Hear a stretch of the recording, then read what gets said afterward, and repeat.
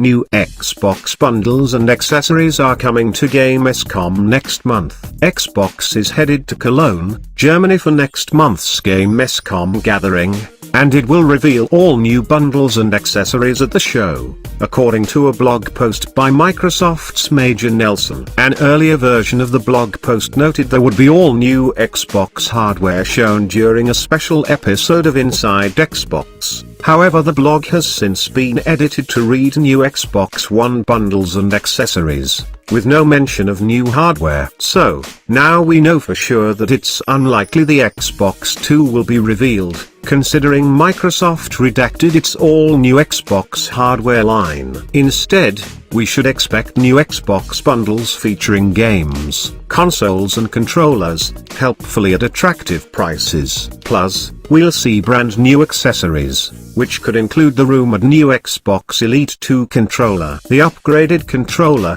first spotted in leaks in January, could have rubberized grips on the front, new indicator lights, USB-C, Bluetooth connection, adjustable tension in the thumbsticks, and a charging port similar to those found on Apple MacBooks. Stay tuned as we bring you the latest from the August edition of Inside Xbox, plus all the other gaming news from Gamescom 2018.